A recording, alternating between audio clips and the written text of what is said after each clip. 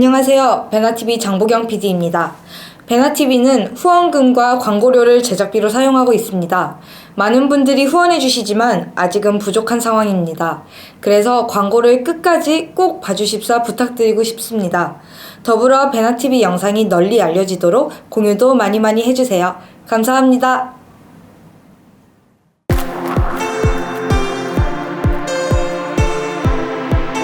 베나TV 시청자 여러분 안녕하십니까. 이충근의 국제정치 공개 강연을 시작하겠습니다. 안녕하세요. 오늘도 50분간 강연에 이어서 10분 동안 참석해 주신 분들의 질문을 받도록 하겠습니다. 첫 번째 주제입니다.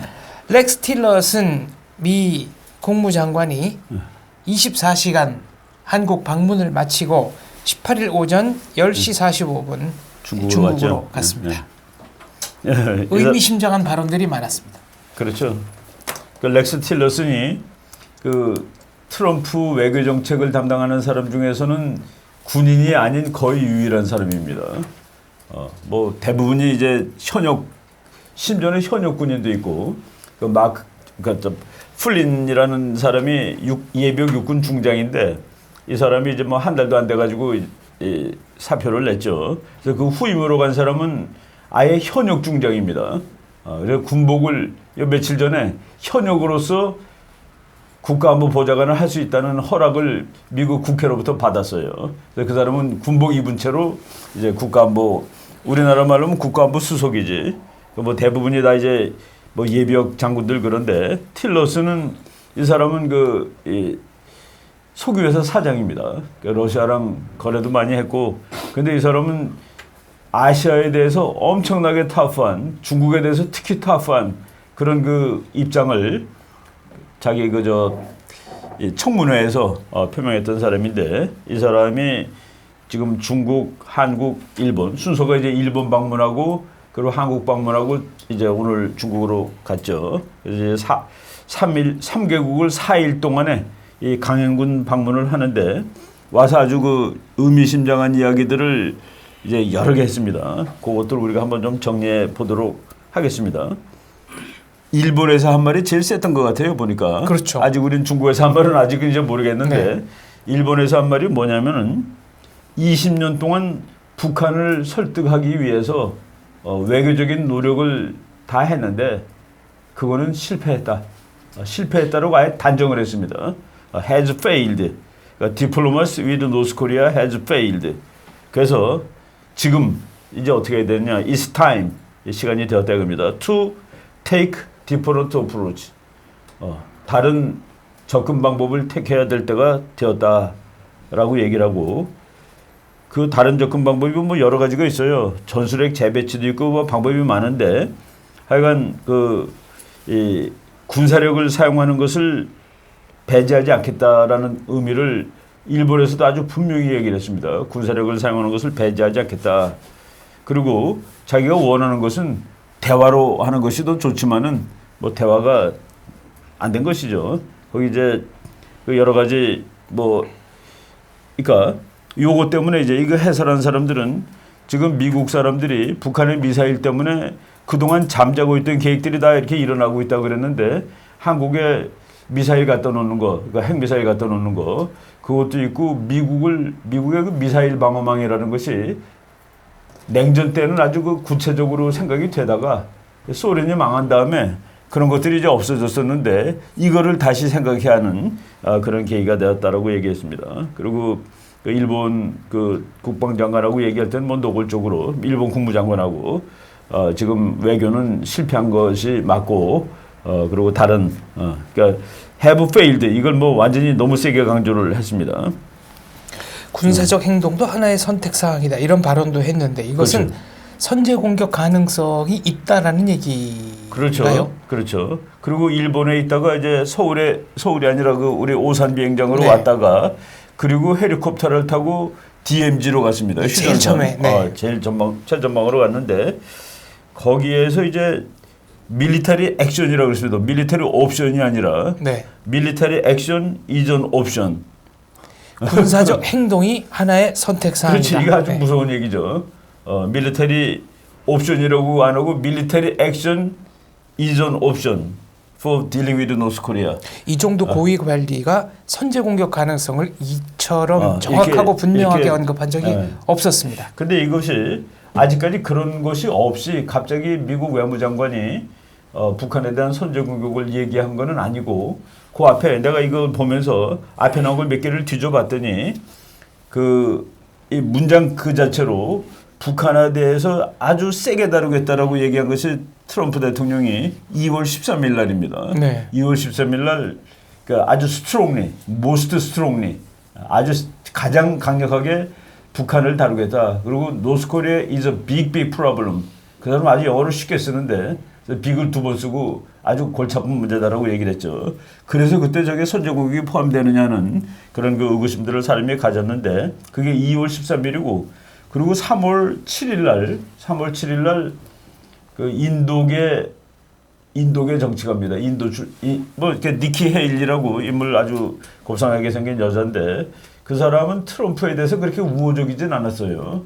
그런데 트럼프가 대통령이 당선된 다음에 이 사람이 사우스 캐롤라이나 거기 주지사인데 그 사람을 유엔 대사로 임명을 했습니다. 미국에서 유엔 대사는 장관급으로 칩니다. 다른 어느 나라 대사보다도 더 이제 직위가 높은데 그 사람이 3월 7일 날 중국이 그 북한 문제를 그 네고시에이션 대화로 해결하자 그러는데 그거를 거부를 합니다. 그거 됐냐 그게. 그거로서는 되지가 않는다라고 얘기하고 우리는 북한 핵 문제를 해결하기 위해서 에브리 옵션 모든 것을 전부 이 테이블 위에다 올려놨는데 이 중에 어느 것도 배제할 것은 없다라고 얘기를 했습니다. 그래서 그 트럼프가 말한 다음에 그 말을 보강해주는 니키 헤일리 유엔 대사 얘기가 있었고 그 다음에 3월 13일 날 3월 7일 날하고 이제 한 일주일 됐는데 3월 13일 날 그 미국에서 보도 나오기를 한국에다가 그 아주 특이한 무기를 하나 갖다 놓기로 그걸 발표를 했습니다. 그 그레이 이글이라는 그 이름이 그레이 이글입니다. 회색 독수리. 근데 그 그레이 이글은 우리가 그 먼저 있던 프레디터는 뭡니까? 그 사자가 사슴에 대해서 프레디터죠. 잡아먹으니까. 포식자. 네. 포식자라는 이름을 가진 아주 고약한 무기입니다. 그거는. 그거의 그 신형이 그레이 이글, 회색 독수리. 그거를 군산에 연구 배치하겠다라고 미국이 발표합니다.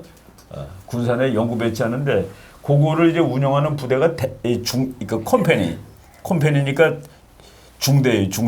계급으로 치면 이제 대위쯤이 이제 지휘하는 그 부대인데 이제 그거를 몇 대를 갖다 놓을지 그리고 뭐 언제 갖다 놓을지는 아직 구체적으로 발표는 안 했습니다. 근데 이제 갖다 놓겠다라고 얘기를 했고 그리고 아마도 지금 그 훈련하는 그 미군이 엄청나게 많이 와 있는데 거기에는 이것을 이제 싣고 다닐 수도 있습니다. 오늘 사진 자료 갖고 오신 게 그걸 보고서 네. 이게 내가 이제 이 모델도 집에 있는데 모델이 요만해요. 그래서 너무 조그매가지고 그거보다는 사진을 보여드리는 게 더 나을 것 같아가지고 사진을 하나 이렇게 갖고 왔습니다. 요거를 한국에다가 배치하겠다. 이게 왜 무서운 무기입니까? 이게 뭐하는 무기일까? 이게 오바마가 아주 엄청나게 좋아하는 무기입니다. 오바마가 이거를 출격은 뭐 몇만의 출격을 했는데 그 중에서 대통령의 허락을 받고 하는 출격이 있습니다. 그 뭐냐면은 이 비행기가 어디 공격을 하러 가는데 이 표적을 예를 들어서 그냥 소령 중령은 터무니도 없고 장군도 저거 가서 부셔라고 얘기할 수 없는 아주 이 고급 표적들 그거를 대통령한테 허락을 직접 받습니다. 오바마가 이거 사인을 해줘야지 가서 공격하는 표적이 있는데 오바마가 요것뿐만 아니라 요거보다 이제 앞에 모델도 있고 하여간 이 드론이라고 그러는데 드론 공격을 1000번을 사인을 했습니다. 1000번을 사인을 했는데 그 1000번의 공격에서 죽은 미국의 적군을 3000명으로 칩니다. 이거 참 황당한 얘기죠. 이렇게 그냥 사인하는데 덤덤하게 하는 것 같아요, 느낌에. 그래서 내가 어떤 책을 읽다가 오바마도 이런 거 사인하는 데는 아무런 주저감을 느끼지 않았다. 부시가 우리가 보기에 더 씩씩한 대통령으로 보는데 부시는 500번 정도 이걸 허락을 했고 한 1000명 정도 직접적인 인명 피해죠. 이런 것들 우리 전쟁사에 보면은 이거는 대통령이 사인해야 되는 거가 있습니다. 예를 들어서 2차 대전 때 그 일본의 해군 총사령관이죠. 그 야마모토 제독인가? 우리 여기 일본 분 아실까요? 그 야마모토 제독은 미국의 진주만을 공격하는 것을 반대했습니다. 야마모토 오소로쿠 이소로쿠. 네. 산본 56이라고 써요. 맞아. 그 사람은 반대를 했는데 그래도 뭐 전쟁을 시작했으니까 이제 이기는 수밖에 없는 것이죠. 그 전쟁을 할 때 저 남양군도 거기를 정찰 비행을 하러 나갔는데 그 야마모토 이소로쿠 제독이 그거를 미국 정보부에서 정찰을 한다는 걸 알고 그때 미국 대통령한테 저거를 죽여도 되느냐 허락을 받습니다. 네. 그래서 미국 대통령이 그거는 죽이라고 허락을 해가지고 미국 전투기가 따라가서 그 야마모토 이소로쿠 제독이 탄 비행기를 격추시켜 죽이거든요. 폭사합니다. 그래서 내가 이런 것들이 대통령의 허락을 받는 표적이 있구나 했는데 오바마가 이걸 아주 적절히가 아니라 아주 즐겨 사용하는 무기입니다. 이거는 그러니까 적국 지도자 암살용입니다, 사실은. 근데 이제 얘가 성능이 좋은데 요거 성능을 조금 이제 이따 말하기로 하고 일단 이것을 갖다 놓겠다라는 얘기했다는 거는 그 표적을 분명히 하는 것이죠. 미국은 누구를 공격 대상으로 한다는 것을 요 무기로 보여주는 거라고 말씀드려도 될 정도라고 이제 말할 수 있습니다. 지금 한미 합동훈련에 미국 핵 추진 함모 칼빈 스노우가 15일 날 한국에 이제 입항하지 않았습니까? 그렇죠. 그런데 그 중에 부산 와 있죠. 부산. 빈라덴 사살 작전을 38분 만에 끝냈던 네이비실 닌자 포스 부대로 왔다. 그거 왔다라고 네. 이제 신문에 나오고 미국 신문에도 그 네이비실 6라는 아주 6명으로 구성된 단위인데 아주 최고의 부대죠. 그런 것들이. 근데 그거에 왔다 했는데 그거를 미국 국방부가 아니다라고 부정을 했습니다. 아니다라고 부정을 했는데 신문 기사는 국방부는 그런 거를 아니다라고 부정함으로써 적을 헷갈리게 만든다라고 이렇게 썼어요. 그러니까 왔다 안 왔다는 것을 알 수 없는데 그러니까 교란 작전을 하는 것이죠. 미군이 인정한 기사는 한국에서 지하갱도에 숨은 적 소탕 훈련을 주한미군 66기갑연대 3대대가 실시했다라는 보도입니다. 네, 그렇죠. 이건 노골적으로 김정은을 소탕하겠다는 건데요. 그렇죠. 뭐 지금 뭐 미국은 그러니까 행동으로 보여주고 있는 것이죠. 말보다도 이런 무기 갖다는 건 말할 필요 없습니다. 이거 뭐하러 왔다는 거 그냥 아는 거죠. 최근에 미국이 이 비행기를 무슨 목적으로 썼다를 너무나도 잘 알고 있으니까. 그리고 얘는 이 재원을 잠깐 말씀드리자면은 조그매요 비행기가 요 폭이 제가 이제 자료를 써왔는데 요 길이가 8m입니다. 이게 보면은 얘는 날개가 벌리는 게 더 넓어요. 길이는 8m, 날개는 17m. 그러니까 2배도 넘죠. 그런데 얘가 이제 날 수 있는 속도는 별로 빠르지 않습니다. 그냥 KTX 속도예요. 시속 280km. 그런데 30시간을 공중에 떠 있을 수가 있습니다. 그러니까 뭐 엄청난 거죠. 30시간 떠 있고, 그리고 얘는 이제 조종을 그냥 밑에서 하는 거예요. 여기 이제 잠자리 눈 같은 게 달리는데 얘놈이 빙글빙글 돌면서 밑을 다 보여주고 조종은 이제 여기서 하는 겁니다. 그러니까 쉽게 얘기해서 어느 정도 조종이 되느냐. 이라크에 가 있는 얘를 미국 CIA 본부에서 조종을 합니다. 그 CIA 본부는 그 워싱턴 바로 옆에 그 랭글리라는 작은 도시가 있는데 거기에서 직접 조종을, 그러니까 지구 반바퀴 앞에 있는 걸 조종을 하는 거죠. 재밌는 거는 이게 날아갈 때 미사일이 막 날아와요. 그럼 조종을 해서 이렇게 피합니다. 그러니까 워싱턴에서 피해. 그러니까 날라오면 되게 무의식적으로 무의식적으로. 피하게 된다는 거군요. 리모컨 조정하면서도. 그렇지. 그러니까 뭐 자기하고는 전혀 관계 없는데 네. 그걸 보고 피하는 거. 참 이거 참 적한테는 정말 피곤한 무기입니다. 근데 얘는 그 인명살상용만 하는 게 아니라 여기 그 헬파이어 미사일이라는 거 요거 지금 2개 달았는데 4개 헬파이어라는 걸 4개 달 수 있습니다. 그러니까 이제 무슨 벙커 버스터 폭탄 그 GB라고 나와 있는데 GB라는 이름으로 그 글자가 앞에 붙는 거가 전부 다 벙커버스터라는 뜻이에요. 지하 대피 시설을 폭파하는. 지하를 폭파하는 그런 건데 그거를 이제 4발 장착할 수 있고 그리고 이거를 스팅거 미사일이라고 그래가지고 이 어깨에도 들고 쏘는 거가 있습니다. 그러니까 말 타고 그거 들고 무자히딘 반군이 그 러시아 비행기, 러시아 헬리콥터를 막 쏘는 거예요. 그 미국이 그 반군한테 그걸 주면은 그걸 가지고 러시아 헬리콥터를 쏘니 좀 기가 막히는 거죠. 그거는 이제 여기다 8개를 날 수 있습니다. 헬파이어 대신 달면은. 그러니까 그리고 뭐 이제 유인 암살용이고 이것을 지금 이제 한국에 영구주둔 시키겠다라고 이제 얘기를 지금 하고 있는 것이죠. 미국에서는 북한이 이미 20개의 핵탄두를 보유하고 있는 것으로 추정한다. 그리고 10개를 추가로 제조할 만한 재료를 확보했다. 이런 보도가 나오는 가운데 1월 31일입니다. 민주당의 에드워드 마케이 상원 의원이 북한 핵 개발을 막기 위한 선제 조치로 김정은을 암살하는 것이 위험하다고 생각하는가? 이게 의사당에서 질문한 거죠. 질문을 그렇죠. 한 겁니다. 그러니까 이제 그것을 옮기겠다를 우리가 100% 뭐 마음이니까 할 수 없는데 능히 할 수 있다라는 것을 계속 북한에 신호를 주는 겁니다.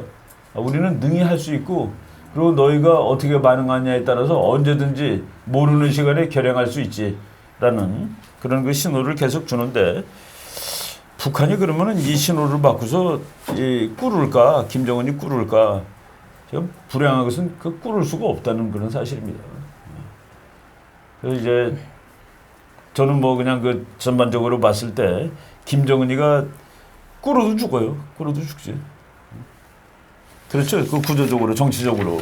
그래서 태영호 공사가 굉장히 재밌는 예측을 하나 했는데 북한이 이렇게 쫓기다 보면 핵실험에 실패할 가능성이 있고 폭발 사고가 나서 국경지대의 통제력을 약화하면 대규모 그렇죠. 탈북으로 태영호 인한 공사가 그 얘기했는데 잘못해가지고 뭐 지진도 날 수 있고 그거 지진도 날 수 있는 게 아니라 그 핵실험을 미국이 방해할 수도 있습니다. 핵실험을 방해하고 그거 얘기는 벌써 몇 년 전에 그 태평양 사령관이 북한이 핵실험할 경우에 핵실험장을 선제 공격해버리겠다라는 얘기도 했고 그리고 지금 제가 전번 주일 날 얘기했을 거예요.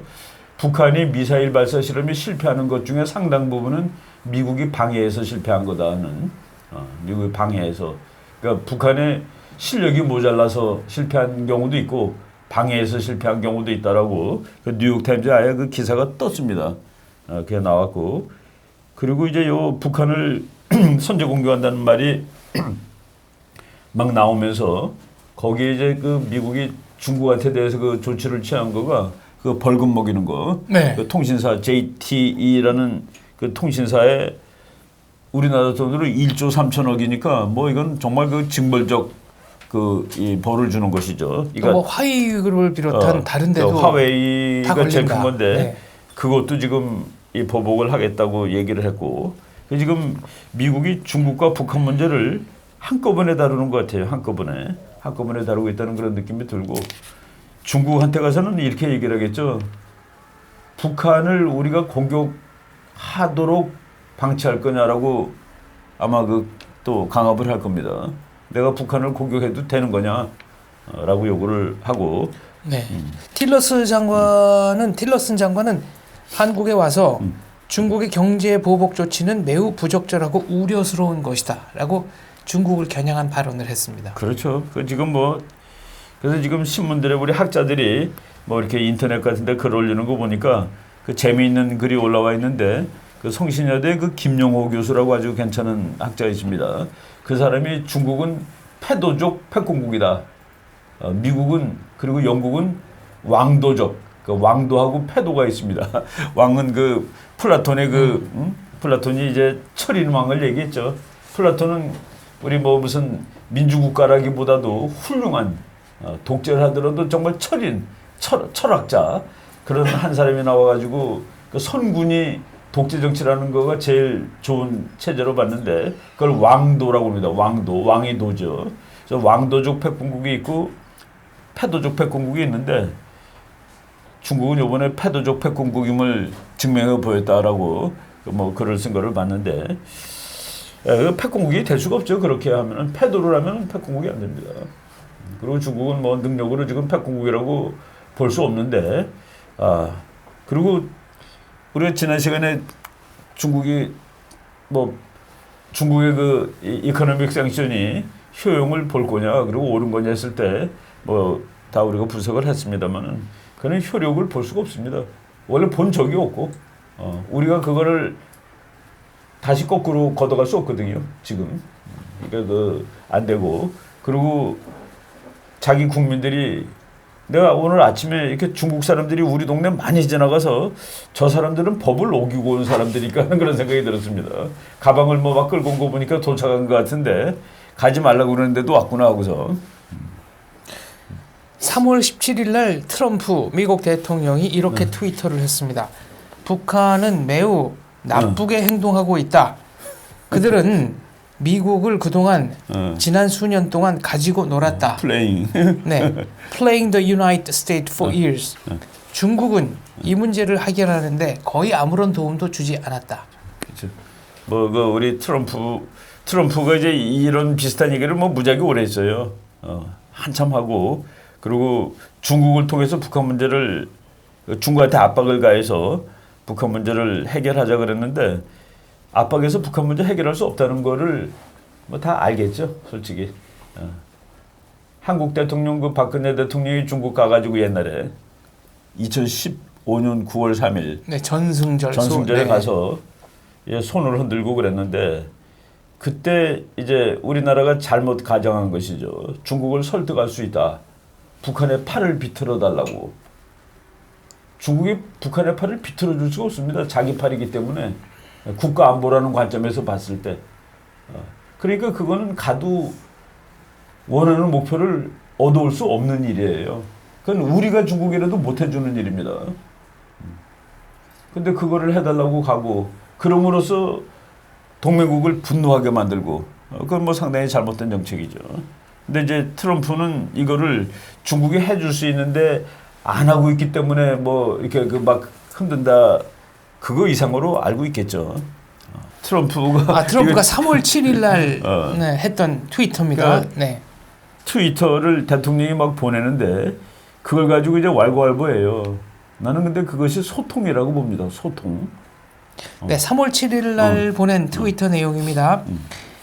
가짜 뉴스는 마치 트럼프 행정부 안에서 싸움이 벌어지고 있는 것처럼 내분이 벌어지고 있는 것처럼 보도하고 있지만 우리는 여전히 위대하고 잘하고 있다. 잘하고 있고 우리는 잘하고 있고 앞으로 곧 위대해질 중요한 것이다. 성과들을 낼 것이다. 많은 언론들이 백악관 내분에서 막 그 내분이 있다고 페이크 뉴스, 잘못된 뉴스를 보도하고 있지만 우리들은 아주 화합을 이루고 있으며 곧 그 중요한 업적을 낼 수 있을 것이다. 그게 이제 요새 그 SNS 시대에 지도자가 소통할 수 있는 방법입니다. 얼마나 친근해요. 그 미국 대통령 중에 그 라디오가 이제 처음 모든 국민한테 보급됐을 때 그 루즈벨트 대통령이 그러니까 노변 담화라고 이제 한국말로 번역하죠. 난로 옆에 앉아서 국민들한테 하고 싶은 얘기를 하는 겁니다. 아주 그 이웃집 아저씨가 하듯이. 그러면 미국 국민들이 그때 텔레비도 없을 때죠. 그 라디오로 루즈벨트 대통령이 하는 얘기를 다 듣고 그리고 이제 소통을 하는 거죠. 트럼프는 그 SNS 이거 트위터로 하는데 트럼프 트위터를 1,400만 명이 본답니다. 근데 1,400명이 그거를 보는데 CNN은 아무리 큰 뉴스라도 몇백만 이하예요. CNN보다는 이제 폭스뉴스 보는 사람이 훨씬 많고, 그러니까 이거는 지금 통계는 아닌데 그 부시 대통령 당선될 때, 그러니까 이 트럼프, 그러니까 벌써 한 10년 돼가는 거죠. 그때 뉴스를 보니까 당선 그 개표 방송을 폭스뉴스는 800만이 보고 있고 CNN은 200만이 보고 있습니다. 뭐 그거가 지금 현재 그렇게 더 많이 늘지 않았을 거예요. 근데 트럼프 트윗을 1,몇백만이 본다 그러면은 방송 한 대여섯 개 거를 한 번에 해결하는 거거든요. 그게 바로 소통 방식이지. 근데 사실 우리 대통령 그런 거를 아는 거지. 아는 겁니다. 뭐 생각이 뭔지도 모르고 말이지. 그 나는 이런 것들이 자꾸 물론 이제 이거를 자기 마음대로 막 하진 않겠죠. 보좌관들이 이런 말씀을 하시면 안 됩니다. 뭐 이런 거 할 거예요. 그렇지만은 웬만한 것을 뭐 틀리게 나온 거를 그렇지 않다고 고쳐 줘야 되는 거죠. 미국 언론이 자꾸 왜 틀리게 하는지 아세요? 전번에 우리 그 이슈로도 한번 방송을 한 적이 있었는데 미국 언론은 기성 권력입니다. 트럼프는 아웃사이더 권력이에요. 그러니까 기성 권력이 보기에는 어디서 이상한 사람이 와가지고 지금 뭐 경험 없는 사람을 뽑는다? 경험 없는 사람을 뽑는 게 아니라 기성 권력을 안 시키겠다는 그런 얘기입니다. 렉스 틸러슨이 외무장관 이 사람이 다른 사람보다 못할 것 같아요? 그렇지 않죠. 근데 아무런 경험도 없는 사람이다. 예, 그렇지 않습니다. 레이건 대통령 때 조지 슐츠 같은 사람도 회사 사장하던 사람이지, 뭐 이렇게 그 외교관 오래 하지 않은 사람이에요. 그렇지만 뭐 아주 잘한 외교관, 그 슐츠 장관.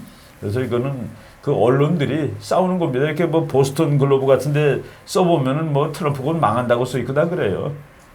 이게 이제 그것들이, 그러니까 지금 그러니까 비난 정도가 아니라 대항하고 있는 것 같은 느낌이 듭니다. 그런데 이제 오늘날 그 놀라운 일은 이 개인 권력. 우리나라에서도 그 네이버보다 유튜브가 조회수가 앞섰다고 얼마 전에 나왔습니다. 그렇습니다. 그러니까 이용자 수, 총수가. 그러니까 그 이제 지금 세상이 달라지는 거죠. 그러니까 종이신문 네. 뭐 그 테레비 막 이거 이제는 유튜브 이게 다 이제 달라지는 겁니다. 게임이.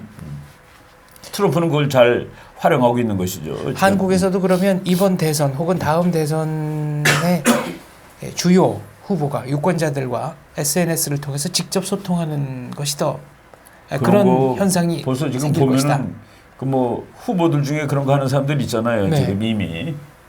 그리고 좋으면은 서로 그냥 사람들이 또 다른 데로 막 보내주고 그래서 이제 한꺼번에 몇 개가 그냥 다른 소스로부터 똑같은 게 오기도 하고 그러는데 우리나라도 이제 우리나라는 뭐 원래 그 이런 SNS의 강국이니까 그럴 가능성이 더 뭐 미국처럼 미국보다 오히려 더 큰 영향을 미칠 수도 있다는 그런 생각이 듭니다. 신문이나 방송 같은 기존 미디어 한국에서는 미래가 그렇게 밝지 않다고 보시는 거군요. 한국이 아니라 다죠, 다. 이 세계 모든 나라에서 다. 그 내가 최근에 그 트럼프가 어떻게 이겼느냐 하는데 바로 지금 그 얘기가 나옵니다. 이 커뮤니케이션 상황이 바뀐 상황에서 적절히 그것을 잘 활용했다는 그 얘기죠. 자기한테 유리한 부분을. 그러니까 모든 언론이 이거는 안 되는 거지. 모든 언론이 다 반대하면 어떻게 되겠어요. 근데 그 언론을 전부 극복할 수 있는 자기 개인 언론이 있었다는 그런 얘기입니다. 그 얘기는 트럼프가 마주했던 여론이라는 것이 정말 여론이었는지 아니면 언론사가 언론사에 맞도록 가공한 여론이었는지가 불분명했다는 겁니다. 그러니까 지금 3월 7일자 트럼프 트위터에 페이크 뉴스에 믿지 말라. 그 페이크 뉴스, 아예 페이크란 가짜 뉴스 보고서 그게 맞다고 생각하지 말라. 하고서 다른 얘기를 그냥 요 글자 몇 자로 하는 건데, 뭐 국민들한테 그냥 즉각 알리는 거죠. 내가 본 뉴스, 당신네들이 본 뉴스는 틀리는 거요. 실은 이로써 하고서. 그리고 또 그거 말고서 그 다음에 나온 거는 그 헬스케어, 오바마 케어가 아주 자기가 그 엉망일 거로 생각하는데 이제 곧 끝내주는 결과가 나올 테니까 두고 보시오. 이런 식으로 트위터를 국민들한테 이제 알리는 겁니다. 그러니까 이제 전파를 그렇게 하는 것이죠. 아무튼 미국의 경우 여론조사 기관과 주요 언론이 발표하는 선거 결과는 최근에 거의 다 엇나갔습니다. 다 엇나갔죠. 다 엇나가고 제가 요 며칠 전에 어디 무슨 모임 갔다 오는데 밤에 전철에서 어떤 대학생이 내 이름을 물어보는 거예요. 혹시 누구 아니냐고. 그래서 그렇다고 그랬더니 트럼프를 맞춰서 자기가 그때 놀랬다고. 네. 그래서 내가 그때 트럼프가 계속 이긴다고 방송했던 그러니까 내가 인터넷에서 찾아보던 소스가 있다는 거 그걸 얘기하더라고요. IBD라는 거를 내가 가르쳐줘서 자기도 그걸 봤다고. IBD가 뭐냐면은 Investment Bankers, 그러니까 이 D가 이제 하여간 그 자료집이라. 그러니까 그 인베스트먼트 뱅크가 뭡니까?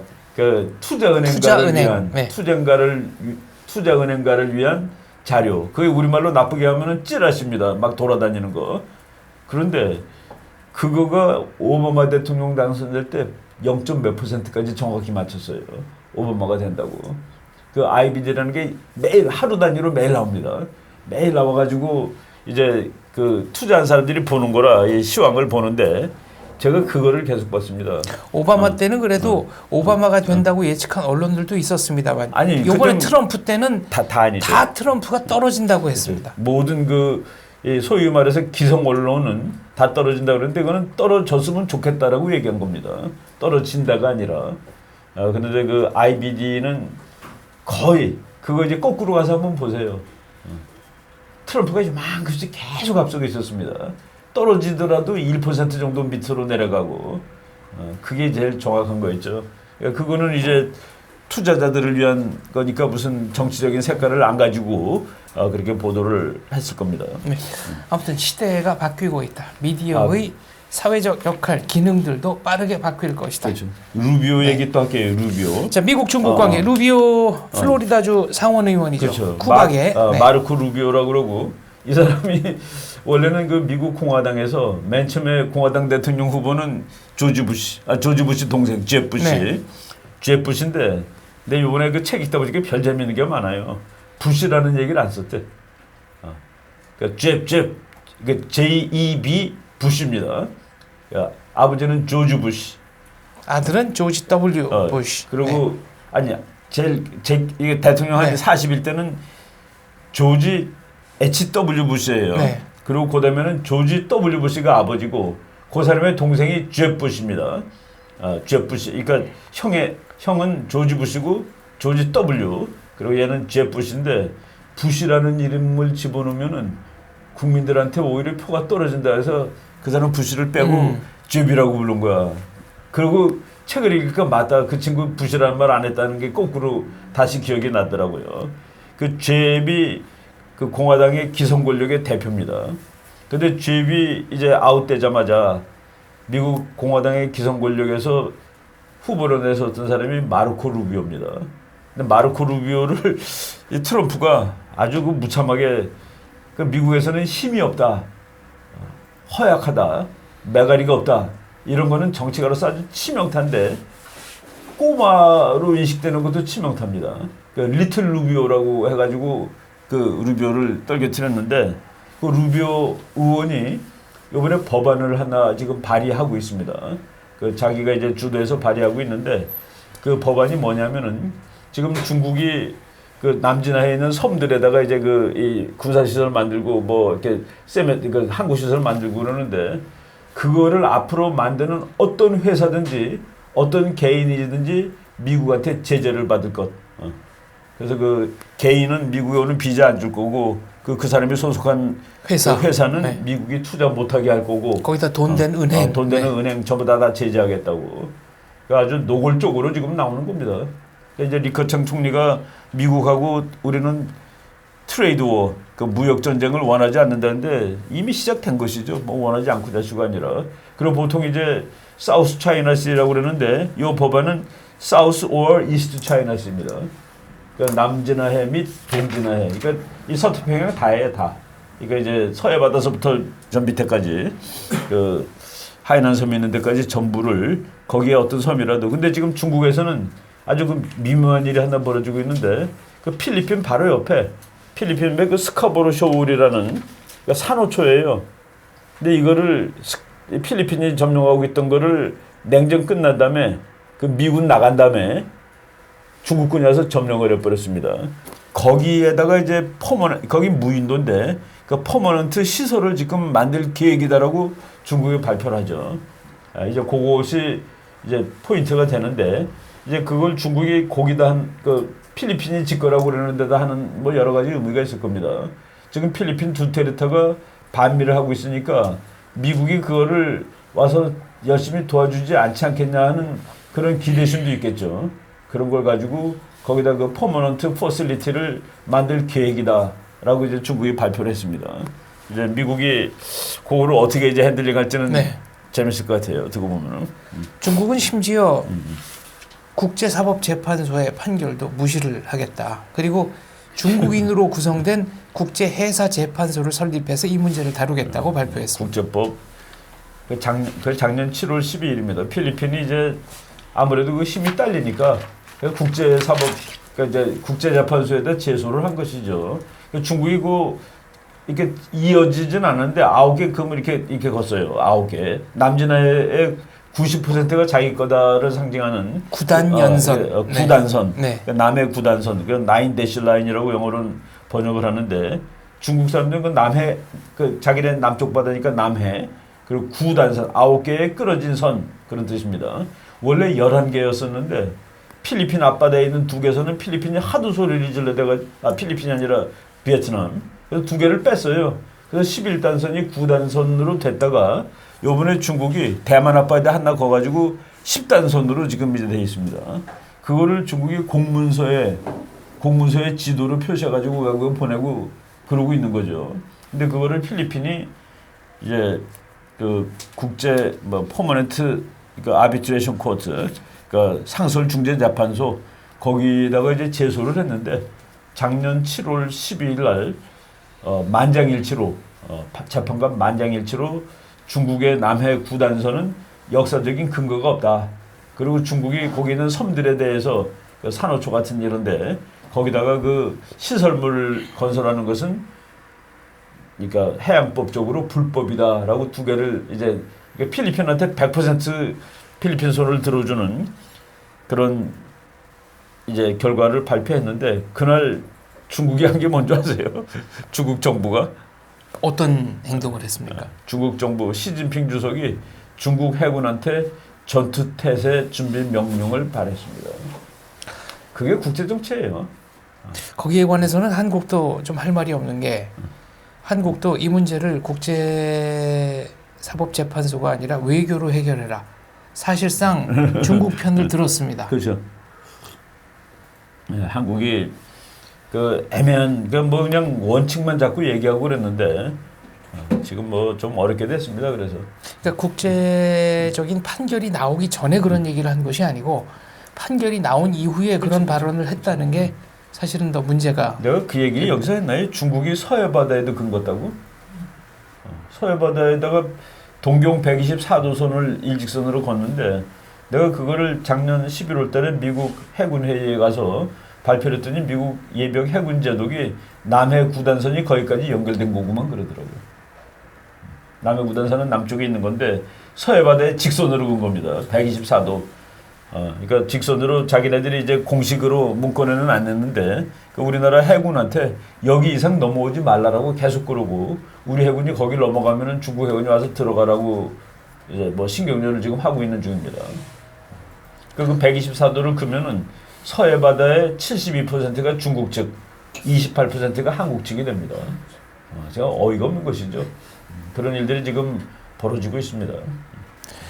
오늘 가져오신 자료 중에 중국 국기가 반으로 갈라지는 이게 이코노미스트. 이코노미스트죠. 이코노미스트 저 3월 11일 17일자인데 이제 미국보다는 한국에 일주일 늦게 배달됩니다. 엊그제 받은 건데 거기 보니까 이제 중국 특집이 나와가지고 대만하고 중국이 이제 분열되는 그 특집이 나왔는데 이제 결국은 국제 정치가 그 리얼하게 가는 겁니다. 요 한번 이거 비춰지나요? 그러니까 이쪽 그 중국의 인공기가 있고요. 이쪽에는 명철 떨어져. 대만의 청천백일기가 있는데 이게 지금 둘로 갈라지는 찢어지는 장면을 이렇게 묘사한 거예요. 이쪽 왼쪽에 있는 거가 이제 중국 대만 깃발. 이거를 대만 깃발을 서울에 있는 여기 화교학교에도 못 달게 중국 대사관에서 뭐라고 그럽니다. 이거 달지 말라고. 이게 중국 대만의 공식 깃발이죠. 이제 이건 중국 이제 PRC 중화인민공화국의 깃발이고. 네, 근데 요거 이렇게 돼 있는데 이게 찢어지는 장면이 이제 이 이코노미스트에 나왔는데 여기 재밌는 그 밑에 설명이 재밌어요. The polite fiction. 폴라이트 픽션. 그럼 아주 점잖은 소설이야. 예의 바른 소설. 여기 영문과 계신 분도 있는데 맞죠? 폴라이트 픽션. That there is only one China. 저기에 중국은 하나밖에 없다는 점잖은 소설. 그거는 has helped to keep the peace in East Asia. 동아시아의 평화를 유지하는 데 기여를 했다. But it is becoming harder to sustain. 점점 더 유지하기가 곤란해진다. 그렇게 네. 그런 말을 유지하기가 곤란해지고 있다라고 했는데 최근에 또 이제 픽션이란 말이 한번 가서 인터넷에 그 원 차이나 픽션이라고 쳐보세요. 그럼 미국 신문에 쫙 나옵니다. 그거 이제 그냥 더 이상 거짓말하지 말고 현실을 인정하자. 원 차이나 원 타이완. 근데 이게 중국한테는 치명타입니다. 중국은 대만이 독립되었다 했을 때 물꼬가 터지는 거예요. 이걸 절대로 막아야 되는 겁니다. 대만이 통일되면은 그럼 위구르 통일되고 대만은 독립하고 네. 독립하고 대만은 위구르보다 훨씬 더 중국적인 곳입니다. 위구르는 중국이 점령한 지 청나라 때니까 100여 년밖에 안 돼요. 근데 인종적 구성도 터키계가 그렇죠, 다수입니다. 그렇죠. 그런데 그 이슬람교고 대만은 그래도 500년 정도 되잖아요. 중국이 네. 명나라 때니까. 그러니까 그 역사를 가지고 저게 내 거야라고 주장할 수 있는 거가 위구르나 티베트보다는 훨씬 막강한 것이 대만인데 그거가 독립한다? 그 뭐 위구르 티베트는 할 말이 없는 거죠. 떨어져 나가더라도. 떨어져 나가더라도. 네. 그리고 만주까지도. 왜? 만주는 원래 청나라고 그리고 그것이 합쳐서 중국이 됐는데 만주가 중국이 된 것은 대만이 중국이 된 것보다도 더 나중입니다. 그래서 대만이라는 거가 제일 오래되고 중국이 역사적으로 자기 것을 주장할 수 있는 권리가 있는 것인데 그게 독립을 한다? 그러면은 네. 참 중국은 좀 골치 아파지는 거죠. 만리장성은 변박 오랑캐를 막기 위해서 쌓은 것이다라고 중국 역사책에 나오는데 그렇죠. 만주는 만리장성 바깥입니다. 바깥이죠.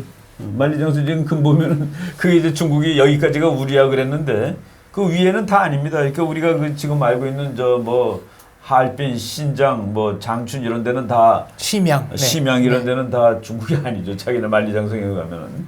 그래서 이런 것들이 중국이 지금 그런 면에서 조금 좀 그 어렵죠. 근데 요 기사 One China Fiction이라는 기사를 인터넷 쳐보면은 그 미국 신문들에서 벌써 작년에 2016년 뭐 여름에 나온 기사도 있고 그래요.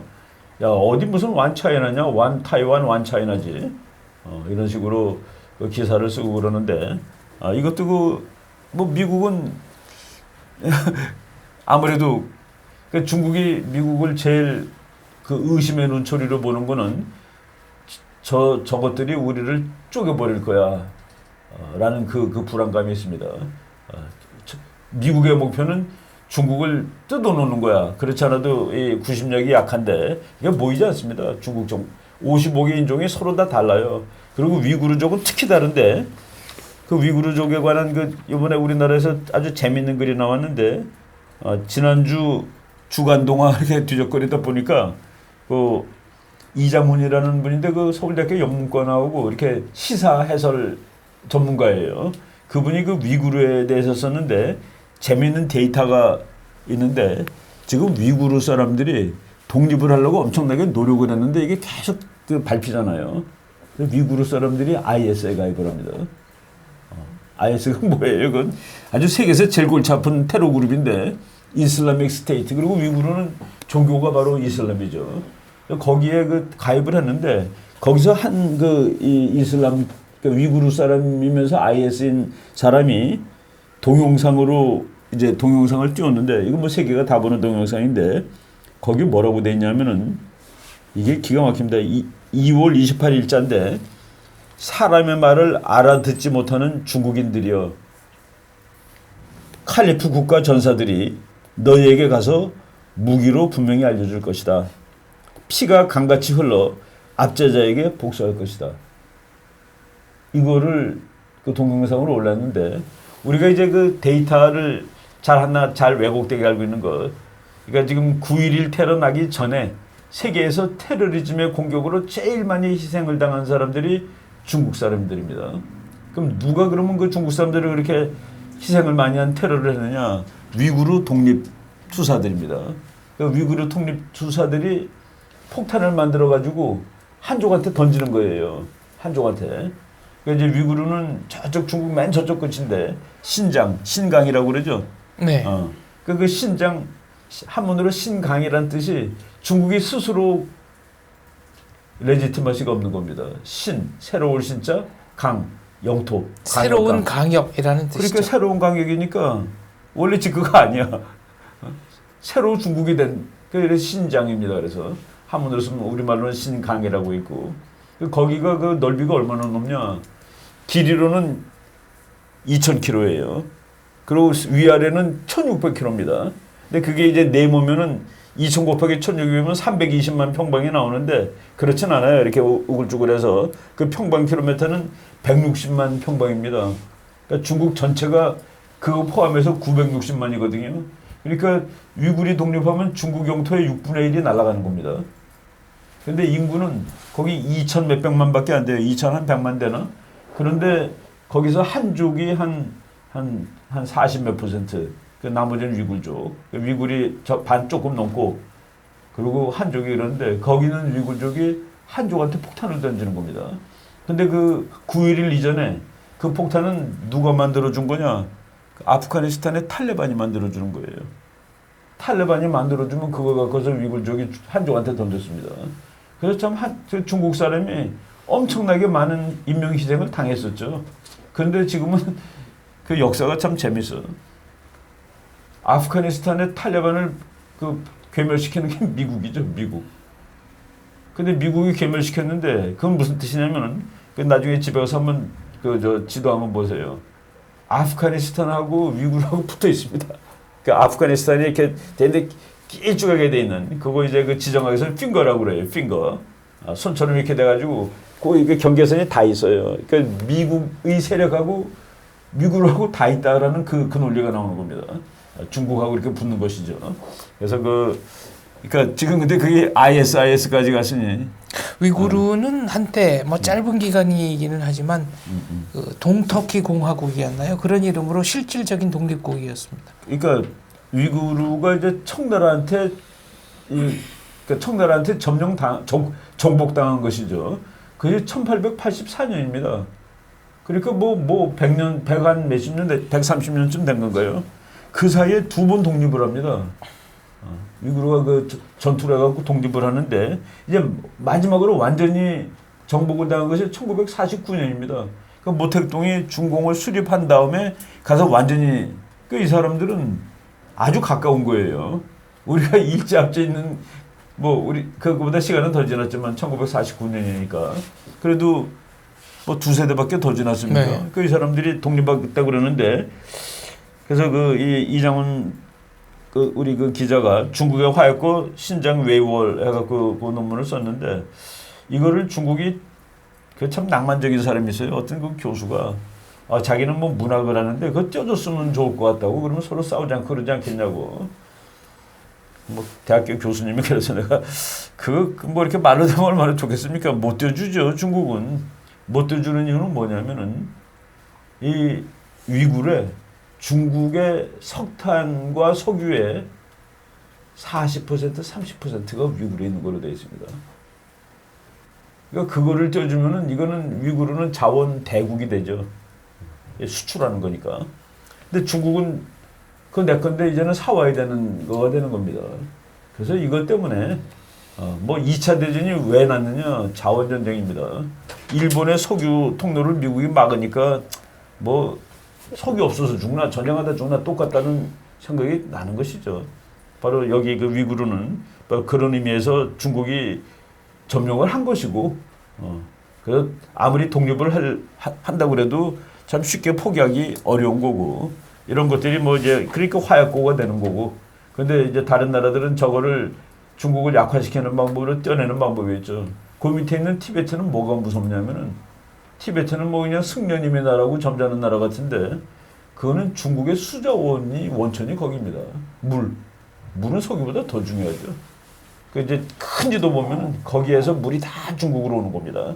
수돗물, 그러니까 먹을 수 있는 물 또는 뭐 농사지을 물, 그거 중국이 가까다 강물 막아가지고 그 밑에 있는 나라들 아주 골탕 먹이고 그러는데 뭐 티베트가 물 장사할 수 있겠죠. 티베트도 역시 잠깐이지만 독립국이었던 적이 있습니다. 독립국이 아니라 티베트도 100년, 티베트가 한 하여간 뭐 위구르하고 티베트는 비슷해요. 네, 그 현대사에서 중국하고요. 독립국이었던 적이 있습니다. 그러니까 중국이 지금 제일 넓은데 중국 사상 제일 넓은데 지금 960만 평방킬로 정도 되죠. 중국이 그 티베트하고 위구르 빼면은 티베트는 원래 중국 전체의 3분의 1이었습니다. 근데 그것 중에서 일부는 중국이 완전히 점령을 하고 나머지 지금 티베트 그거는 이제 훨씬 작아졌죠. 근데 오리지널 티베트는 지금 중국 넓이의 거의 3분의 1가량 되는 겁니다.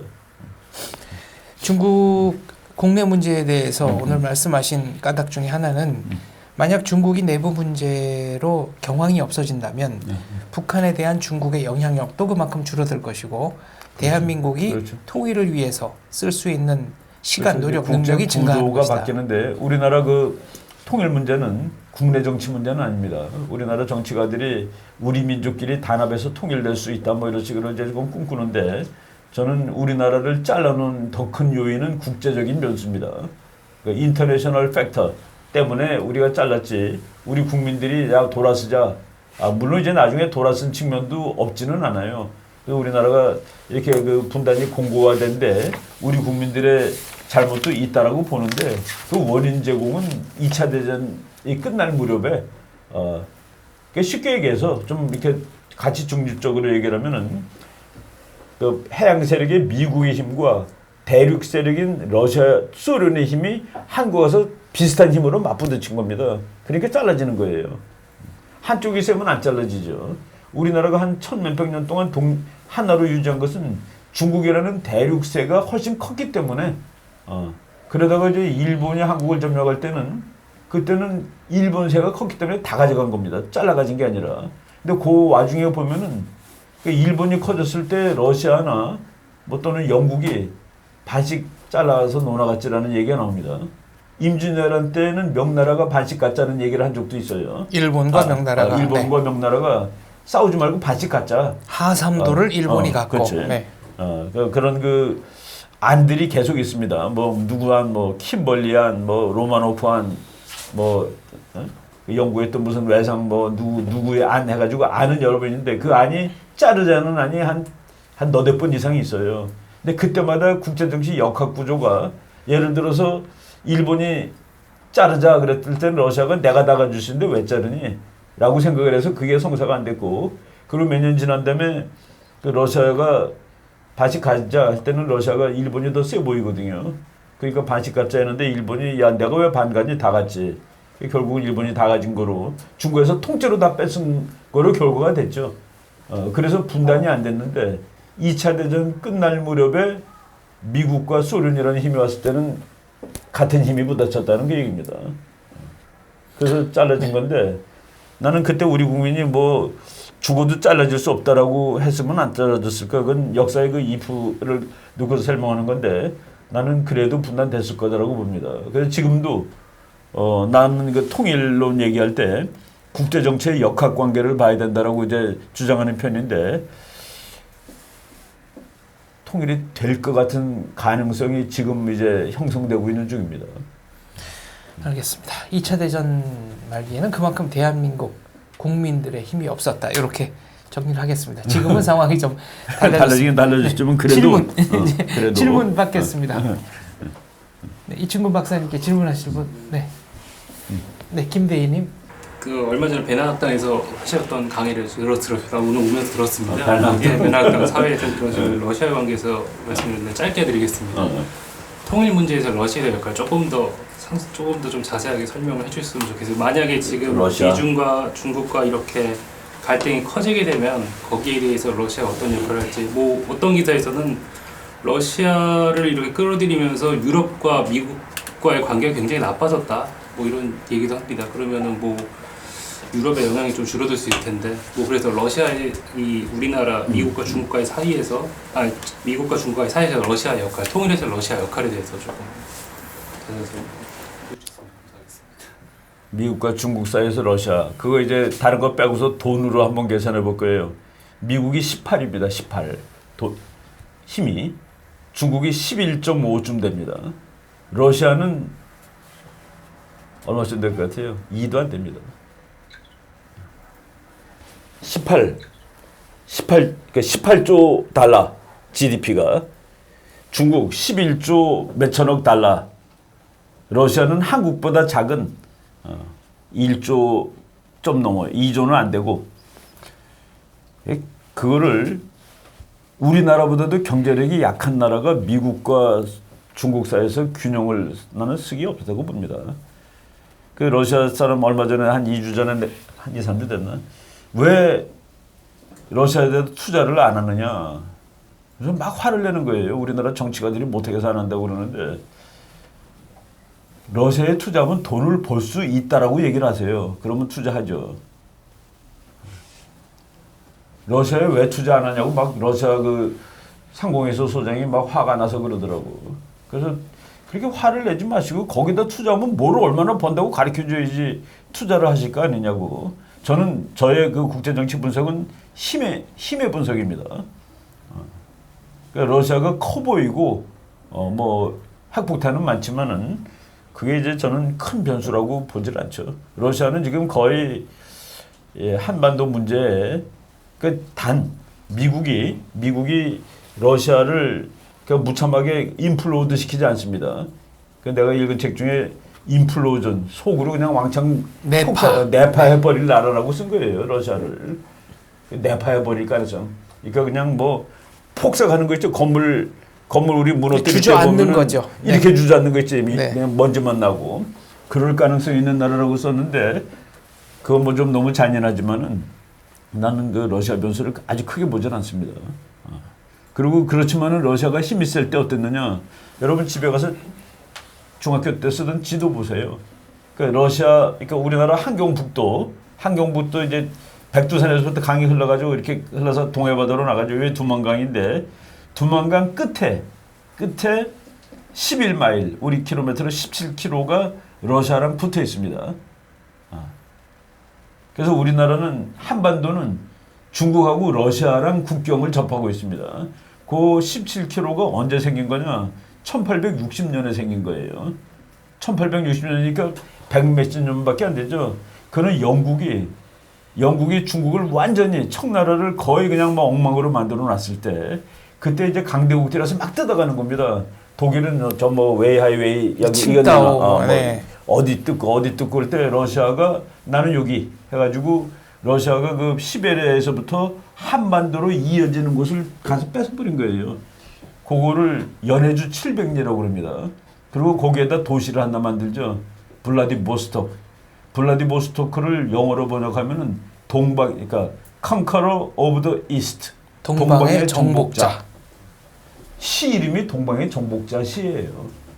그게 이제 러시아의 그 아시아 진출의 그건데 러시아는 그 군사 전략 같은 걸 보면은 한 줄로 서서 공격하는 겁니다. 그 탱크만 대가 한 줄로 그러니까 창을 그냥 깊이 찌르는 그런 공격 방법인데 그 두만강 끝에 그 11마일이 뭐냐면은 무슨 사태가 벌어졌을 때 러시아가 그냥 단 하루 만에 원산항을 점령할 수 있는 침입로입니다. 침략 루트. 거기는 이 개마고원으로 저보다 산이고 거기만 이제 평지예요. 그 평지를 일직선으로 오면 거기까지 원산까지 그냥 오는 것이죠. 이게 1년 44철 얼음이 얼지 않는 항구. 부동항. 그래서 우리나라 지도 자체가 그 옆에 있는 열강 강대국의 침략 지도입니다. 침략. 그래서 거기 붙어 있는 거예요. 그게 아직도 붙어 있는데 그거가 또 뭐 중국이 그냥 낮은 선봉하는데 제일 열렬하게 나오는 나라가 중국인데 그러면 그 러시아가 막아놓은 그러니까 자기네 중국은 동해로 나가는 길이 없습니다. 보세요. 거기서부터 시베리아 위에니까 중국은 동해로 나가는 길이 없어요. 낮은 선봉을 트면 동해로 나가는 길이 생기는 거죠. 그런 이 전략적인 장사 돈만 버는 게 아니라 그런 게 있는데 러시아는 지금 거기에서 거의 그 발언권을 그 러시아 상공회사 소장이 왜들 투자를 안 하십니까? 그래서 막 애틋하게 그러는데 내가 그냥 그럼 투자하면 얼마 번다를 가르쳐 주세요. 투자하게. 이게 지금 러시아가 그게 거의 안 되는 거죠. 그럼 통일 문제에서 러시아는 큰 변수가 아니라는. 나는 뭐 러시아는 그 큰 대세에 따라갈 나라지 대세를 거스린 나라는 아니라고 봅니다. 지금 뭐 사드 가지고 러시아가 반대하는데 그거는 나도 왕년에 강대국이야 그래서 반대하는 거죠. 네, 한 번만 더 질문 받겠습니다. 네, 전기봉님. 예.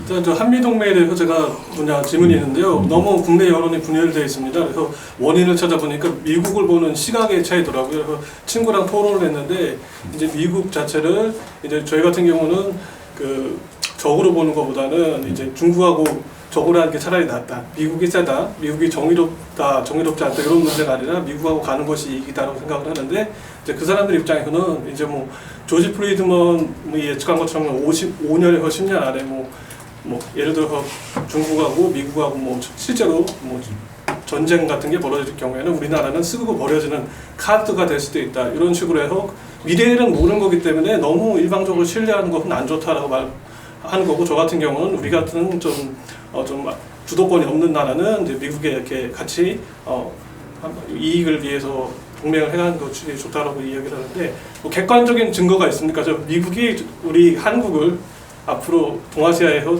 중요한 전략으로 생각을 하고 믿고 함께할 수 있는 그런 객관적인 증거들이 있는지. 믿고 함께할 수 있는 그런 객관적인 증거는 원래 없어요. 국제 정치에는 그런 건 없고 우리가 이제 미국과 중국 사이에서 누구를 택하느냐, 누구를 택해야 되느냐. 그 답은 이기는 나라를 택하는 거예요. 그러니까 미국이 이길 것 같으면 미국 택하는 거고 중국이 이길 것 같으면 중국 택하는 겁니다. 그리고 그다음에 또 다른 변수는 그 어느 나라가 더 우리한테 괜찮냐. 둘 다 무서운 나라인데 미국이 더 괜찮아요. 왜 더 괜찮냐면은 걔네들이 선량해서 괜찮은 게 아니에요. 미국은 멀리 있는 강대국이기 때문에 한반도 땅덩어리에 대한 이익이 없어요. No territorial interest over Korea. 중국은 옆에 붙어있는 나라이기 때문에 한국 영토 그 자체에 대해서 관심이 있어요. 그래서 우리가 남의 힘을 빌릴 때 중국의 힘을 빌리는 거는 거의 이 나라 뺏기는 결과를 초래할 수 있어요. 중국의 힘이 왔는데 이거를 나가라고 그럴 때는 아마 말로는 안 나갈 거예요. 미국의 힘은 지정학적으로 왔다가도 이것을 자기 거로 착각을 안 하는 거예요. 그래서 걔네들은 우리가 어떤 땐 가지 말라고 그래도 가겠다고 그러는 거예요. 그건 지정학적 고려죠. 그리고 그다음에 이제 철학적 고려를 하는 것이죠. 민주주의냐, 자유주의냐, 우리랑 생각이 같냐, 걔네들이 추정하는 것이 우리가 따라갈 만한 거냐, 아니냐, 이런 거를 고려했을 때 우리가 치는데 그중에 첫 번째 고려사항은 힘입니다. 보니까 미국이 지는 게 뻔해요. 그럼 난 오늘 집에 당장 가서 미국하고 동맹을 서서히 폐기해 나가야 된다고 쓸 겁니다. 아니 죽을 나라랑 친했다가 옆에 있는 신흥 강대국한테는 정말 처절하게 죽죠. 물론 이제 그거보다 더 좋은 건 우리가 힘을 길러서 그걸 막을 수 있는 힘을 가져야 되는 거고 그게 안 될 경우에는 이길 수 있는 나라한테 붙자 그랬는데 지금 뭐 여러모로 다 봐도 해양 세력이 이깁니다. 일본과 미국 주축의 세력이 21세기, 22세기를 도미네이트 할 거예요. 그러니까 우리 공부한 결과를 가지고 educated guess를 해보면은 그거는 뭐 거의 확실합니다.